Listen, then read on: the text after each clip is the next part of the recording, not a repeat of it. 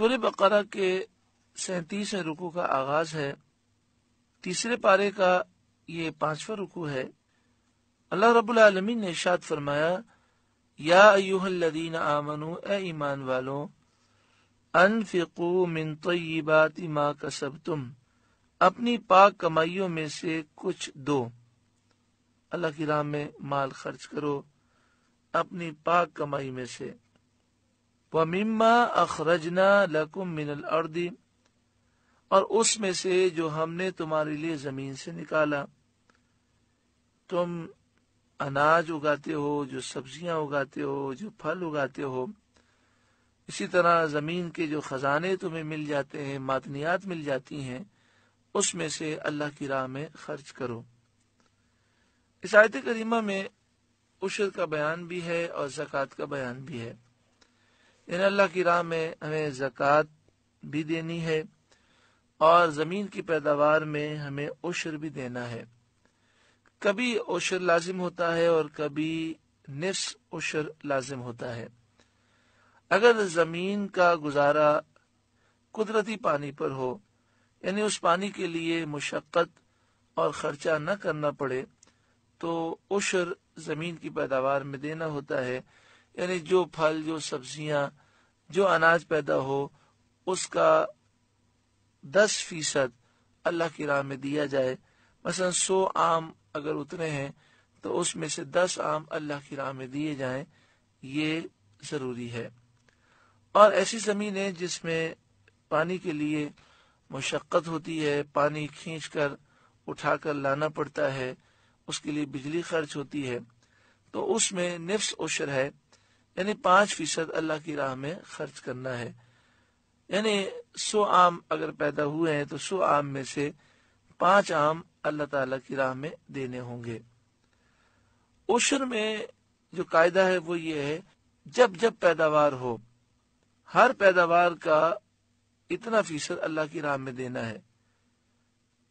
یعنی یہ نہیں ہے کہ سال میں ایک دفعہ دے دیا اور وہ فارغ ہو جائے گا۔ جیسے جیسے سبزیاں اس کی پیدا ہوتی جائیں اور اسی طرح فصل پیدا ہو، جیسے جیسے وہ اناج نکالتا جائے، اس میں سے اتنا فیصد جو مقرر ہے وہ اللہ تعالی کی راہ میں دیتا جائے۔ وَلَا تَيَمَّمُوا الْخَبِيثَ مِنْهُ تُنْفِقُونَ، اور خاص ناقص کا ارادہ نہ کرو کہ دو تو اس میں سے۔ یعنی ایسا نہ ہو کہ تم صرف اسی مال میں سے خرچ کرو جو مال ناقص ہے۔ بعض لوگ جب عشر نکالتے تھے تو سارے پھلوں میں سے جو ناقص ہوتا وہ 10% ناقص اللہ کی راہ میں دے دیتے۔ تو فرمایا ایسا نہیں ہونا چاہیے، بلکہ اصول تو یہ ہے کہ جب اللہ کی راہ میں خرچ کریں تو سب سے اعلیٰ مال اللہ کی راہ میں دیں۔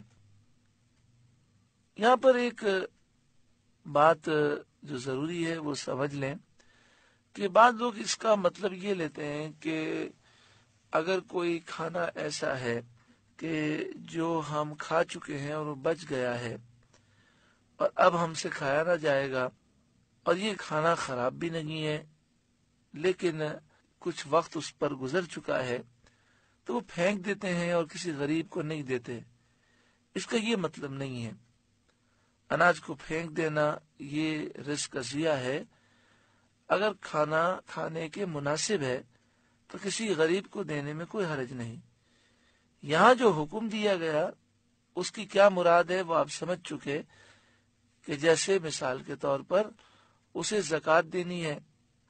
اب وہ زکوٰۃ میں وہ سوچتا ہے کہ میں زکوٰۃ میں پیسے بھی دے سکتا ہوں اور زکوٰۃ میں کوئی چیزیں رکھی ہوئی ہے تو وہ چیزیں بھی میں دے سکتا ہوں اور اس کی زکوٰۃ میں کاؤنٹنگ کر سکتا ہوں۔ مثلا اس کے پاس کپڑے کے تھان ہے اور اس کپڑے کے تھان کی موجودہ جو ویلیو ہے وہ آپ سمجھیں 10,000 روپے ہے، تو 10,000 روپے کی زکوٰۃ دینے کی بجائے اس نے وہ کپڑے کے تھان جو ہے غریب کو دے دیے۔ تو اگر کپڑے کے تھان کی موجودہ ویلیو 10,000 روپے ہو تو یہ تصور کیا جائے گا کہ 10,000 روپے کی زکوٰۃ ادا ہو گئی، وہ 10,000 روپے زکوٰۃ میں دے چکا۔ لیکن اس موقع پر بعض لوگ یہ کرتے ہیں کہ جو مال گھٹیا ہوتا ہے، ناقص ہوتا ہے، کسی کے استعمال کا نہیں ہوتا، وہ غریبوں میں دے دیتے ہیں اور غریب کے استعمال میں بھی نہیں آتا. تو اس طرح زکوٰۃ ادا کرنا ہرگز مناسب نہیں ہے. اللہ کی راہ میں وہ مال خرچ کریں جو بہتر ہو